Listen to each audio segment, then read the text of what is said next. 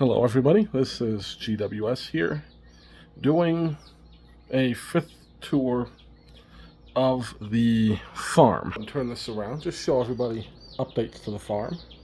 I'm not calling this video MAGA Farm because we're going to go over my endorsement for 2024.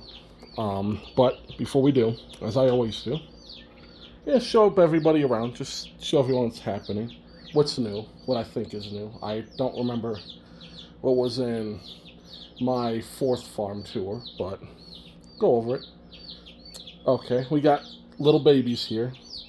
These we just got. Most of them died, but we got a few. Little Rhode Island Reds here. We're going to be raising them into egg layers, which is nice. These little guys here are ready to go out in the juvenile section. They're kind of huddled under the light here. I don't think you can see with the camera that well, but you know, food, water, a little messy, but they're messy birds, so deal with that. We go outside here. A lot of this is going to be the same till we get into the establishment. I'm not going to show any of the vehicles here, but you know, still shed. Still got our water tank here. Got a little bit of trash here to take out. Got some empty buckets here. So you're not looking at a wall. Okay, so let's take a tour of what we got here. Alright, got geese. They're all laying here. They're not happy with my presence right now. They want to lounge and sleep. Got geese. Got chickens. Goats. They're not particularly vocal, but we got one named Hazel. She's the one on the right here. She's usually very vocal. She lets you know. They all got babies. There's 4 babies there. Might not be catching them all. It's hard to see what I am catching because of the sun, but we got that. There's Meanie. He's still alive. Unfortunately, Big Red passed away. And probably there's a rooster there. We call him Froghorn. He's a big old gray one. He's kind of rules the roost now. We got a pool for the geese. Little pools. Little ghetto solution. We got, you know, same shit. Wheelbarrow. A little bit messy of a yard back here. Got a goat house there. We built fencing here to enclose our male, our dominant male. His name's Himdall. It's supposed to be Heimdall, but the original owner mispronounced his name, so that's just what he's referred to. So. And there's Hilda. I don't know if you've seen her before, but she's there. She's currently the one mating with him. She's just kind of chilling. And then we got, we didn't have this before. And I guess a lot of this bears explanation. So, this part of this was our original rabbit house. We stopped raising rabbits because they kept escaping. They just dig under. Can't really stop them unless you really get like metal underneath there, and we're just not willing to do that. Too much of a hassle. Took it out of there. This was all filled before. This is all just area for them to walk. A little bit more room. Meanie's getting aggressive. He's probably wanting to flog me. What you doing there, Himdall? What you doing, buddy? You say hi to the camera. You say hi to the camera. There you go. He's a good boy. You know I love you, Himdall. You know I love you. Yep, he's good. He's very affectionate. He's very dominant. He doesn't like when you mess with his territory. You know, we got fencing back there. You mess with the fencing back there, and he doesn't like you messing with it. There's Meanie. Meanie wants to fight. What you doing there, Meanie? You fixing to get punted. He ain't punted. I'm not gonna do it on camera. You asking for it. Alright, so a few things have changed in here, a few things are gonna change in here. But go ahead and show you around again. Most of it's the same. Don't have a juvenile enclosure yet. We gotta rebuild that. We got stuff for our birds back here. Got light, got water. That water's still okay. So you just check things live. Goats kind of messed up the nesting boxes. We gotta fix these. There's their food. So a lot of it's the same. Relatively same setup. Just got more feeders there. That's it. Also got more feed barrels. So, you know, just briefly on, you know, kind of what we do around here. Basically, this is like over 1,200 pounds of food that goes in here. There's not necessarily that in there right now. But when we do a big run, fill up the barrels. You got sweet feed, do it in a 4-to-1 ratio. When we do regular feed, 4-to-1 ratio to sweet feed. And then this is our mixing barrel. So you mix that together, that gives them a nice, good diet. So bottom line, a lot of you won't relate to that, but bottom line to everything, we give our animals a good life, and then they go under the knife. Or we get milk. We got incubators that's going to be running soon. We've also got a goat stand going to start milking, and it's going to be good around here. So now that we've gone through the updates, if Froghorn will shut up, we've gone through the updates. Let's have a little talk. So let me find a place to sit. I guess I'll just sit on this step. He really wants a piece of me. Okay. So let's talk endorsements. So I've been getting feedback, right? Trump, Biden, or RFK. So let's go over pros and cons, right? Now, obviously we start with the big old elephant in the room. Let's start with Trump. Now, you know, when I first encountered Trump in 2016, I thought it was a joke. I thought, you know, this is nuts, and people are just voting for him ironically, right? Like, you know, give us somebody good. We don't want Jeb Bush or Hillary Clinton, right? You know, we don't want Marco Rubio or Ted Cruz. You know, so it's like people are ironic. So, you know, and then we get kind of into where the debates are. And then, well, first I listened to his original speech, the escalator speech, right? Where he talks about Mexicans, all that. And then it's like, you know, I didn't think it was half bad. I didn't think it was, like, legendary. But, you know, it's like, the first kind of notice I got with Trump is just how people are trying to lie about him, right? It's just like, I start defending him. And then, like, we get into, like, primary, you know, and then it's kind of, you know, you just kind of see a little bit of the nasty side of him. You learn things about him. Like how Trump screwed over small businesses, right? And then it's like slowly, you just start to learn stuff. And then it's like, you know, you learn, you know, this guy's kind of a piece of shit, right? But the message and the policies, you know, are not half bad, right? They're kind of in the line of moderate, conservative, capitalist, but with a New York twist, right? You know, and it's good and bad, but in general, the policy is good. It's like you just learn more, and it's like, yeah, the guy's really a sexist pig. He's nasty. You know, I'd go just short of saying he's bigoted and racist, but I just think he has a nasty attitude. And when I listen to people, I understand where they're coming from. So pros and cons with Trump is like, policy-wise, he's not half bad. Like, he has a little bit of the empathetic left-wing side, a little bit of the sensible, like,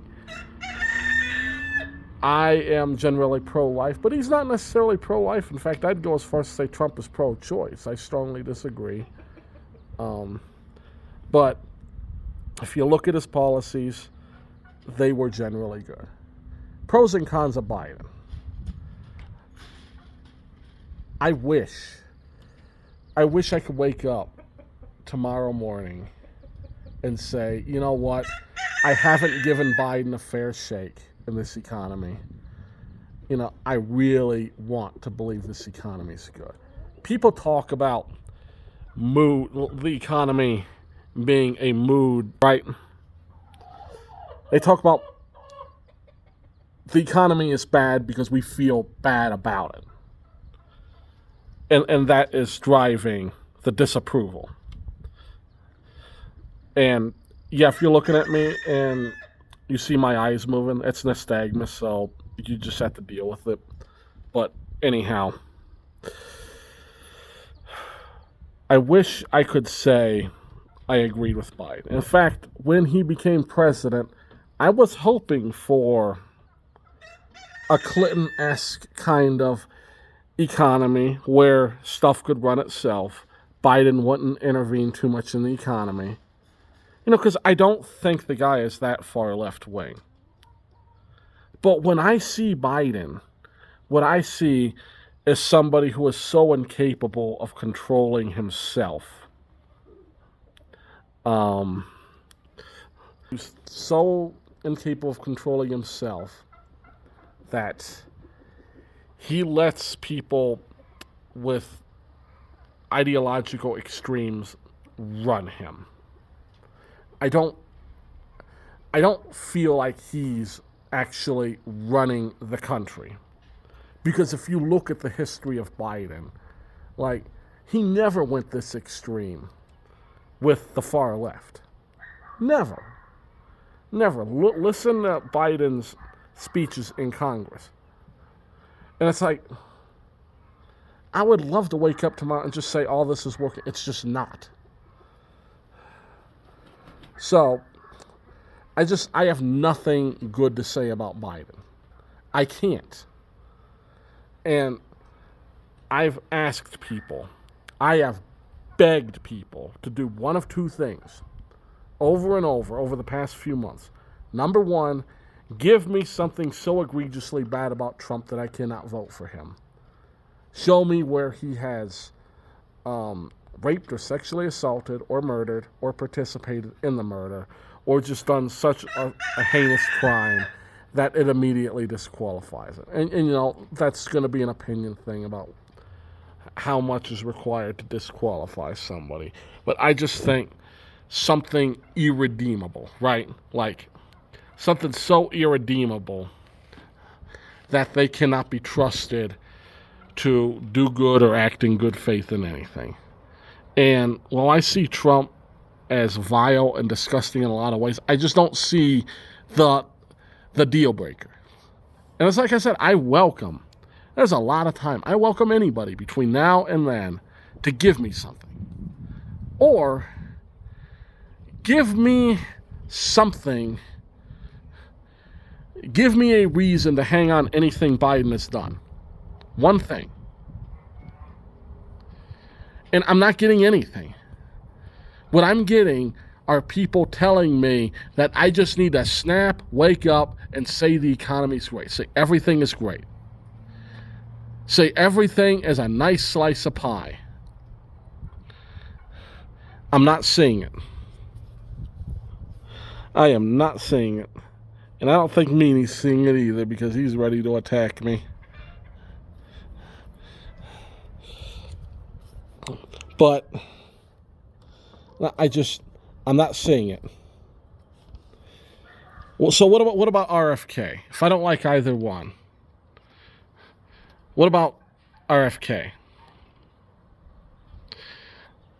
I don't see anything in RFK at all that says this is somebody I need to support on principle. What I see is somebody who just, like, he misleads people regarding the science on vaccines for the sake of doing it. Just for the sake of, number one, first of all, he's trying to fearmonger in order to give himself an in, right? There's nothing to that research. He has deliberately misled people using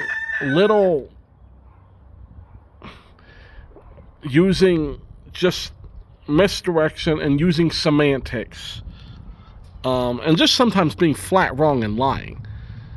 Like there was one about saying that certain vaccines have not gone through blind clinical trials. And it's like, okay, they didn't before they were instilled, but these vaccines have been being administered for decades upon decades upon decades. And there's not the peer-reviewed literature that shows that these vaccines are as bad as he says. But he creates that fear-mongering, like before they were admitted, they didn't go through double-blind clinical trials. And it's like, so what? You're creating an issue out of nothing. It's researched. Those things have been researched for decades. And I'm not necessarily a pro-vaccine person either. I think parents have the right to be concerned about the little bit of questionable research that's done, or like the actors involved. Parents have a right to be concerned and to act on that concern. So, from the parents' point of view, they got to have rights. Same thing with GMO, same thing with anything like that. Like, you got to give people information, you got to give people rights. But when you're misleading people as a candidate like that, and you're trying to create a whole campaign off of it, I'm sorry, I can't do it. I can't do RFK. Doing push-ups in a parking lot isn't going to make me like you. I'm sorry. So, as you guys can kind of see with the hat already, I don't see a reason to switch. I don't see it. And I invite my left-wing friends on Discord, on YouTube, where this is going to be posted, anywhere. Give me something. Don't tell me to pretend something is true when I go to the goddamn grocery store every day and I can see what's going on. You could post whatever employment numbers, GDP, all you want. I go and I see. We go and we see as a family. I don't want to hear that because nobody is going to listen to that.